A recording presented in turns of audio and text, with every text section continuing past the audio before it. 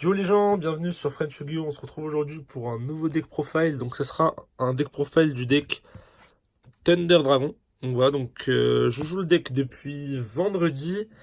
Et là j'ai trouvé une decklist qui est à peu près stable.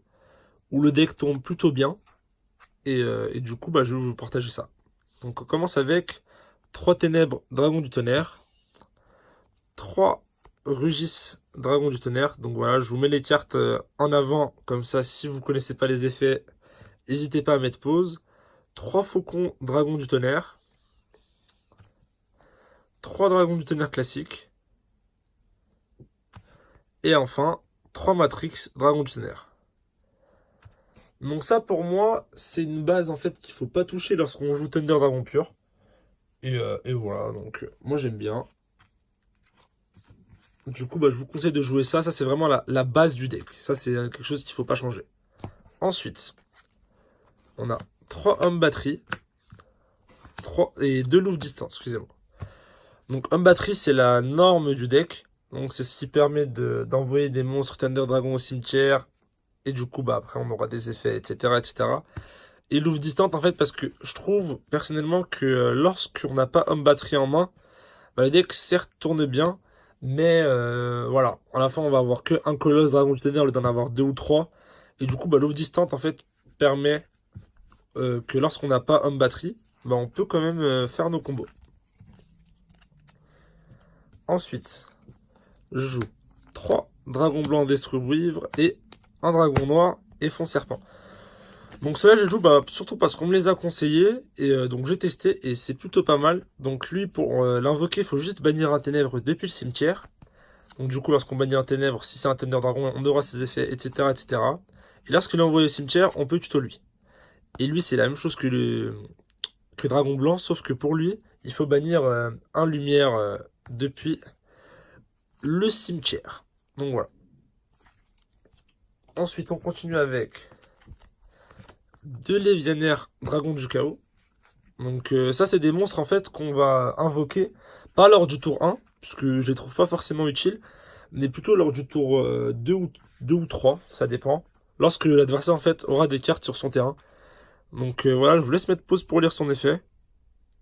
Et du coup, voilà. 2 Lévianaires, je trouve que c'est le bon quota. 3 H.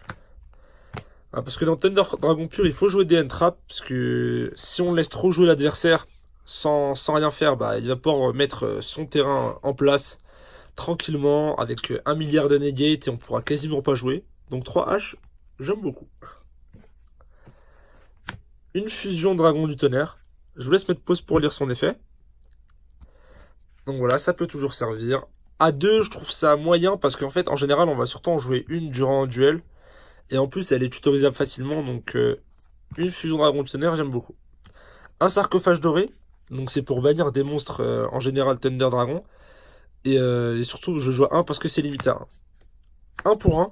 Donc voilà, donc si on a vraiment une main horrible, on a 1 pour pouvoir défausser. Du coup, il y aura forcément des effets, etc. etc.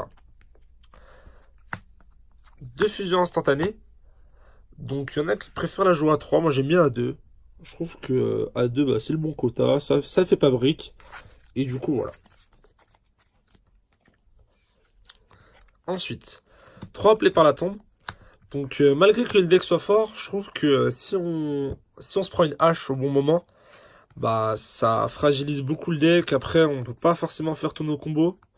Et du coup, ça sert à défoncer du N-Trap. Donc le mec il te fait hache, tu fais appeler par la tombe. Ou même sinon, si le mec ne joue pas de N-Trap et joue beaucoup avec son cimetière, ça peut toujours servir. Hop là.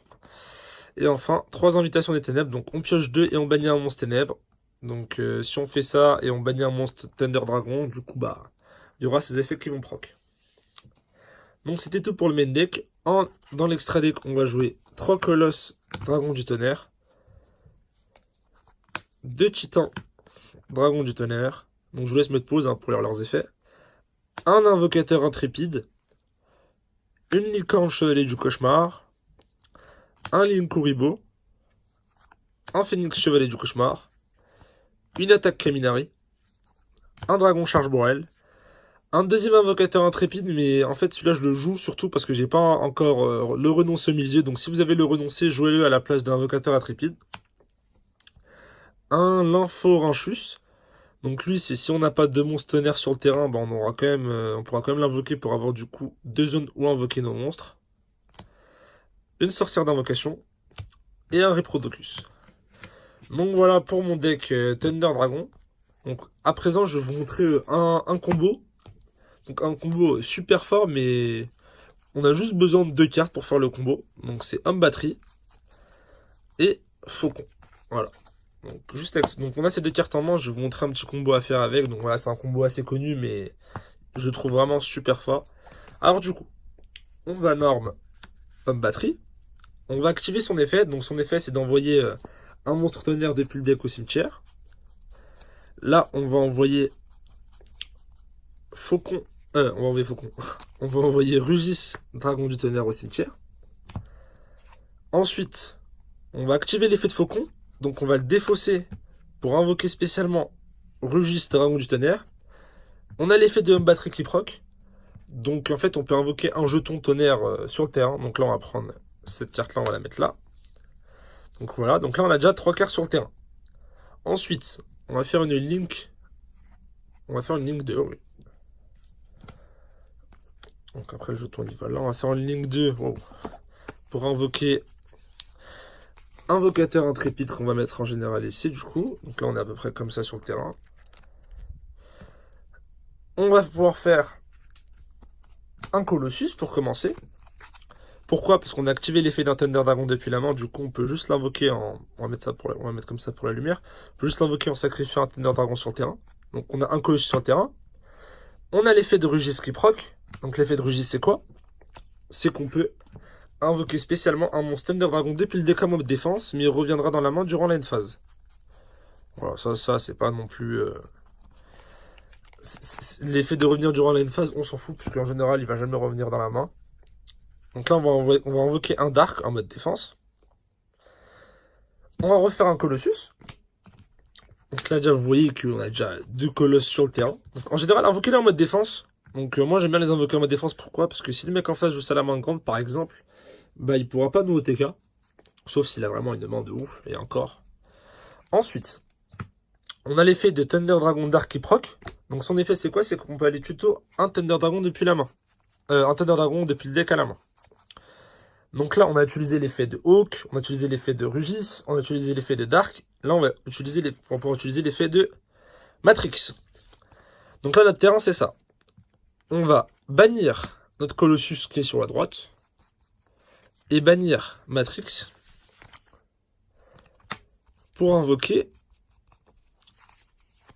un Titan.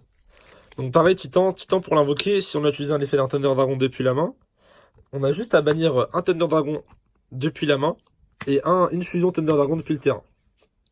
Donc là, on a l'effet des Dragons Matrix qui proc. On peut aller tuto Dragon Matrix. Donc là, on a un Matrix dans la main. Et en plus, Matrix, son premier effet, c'est un effet rapide. Donc je vais vous expliquer ça juste après. Et enfin, Invocateur Intrépide.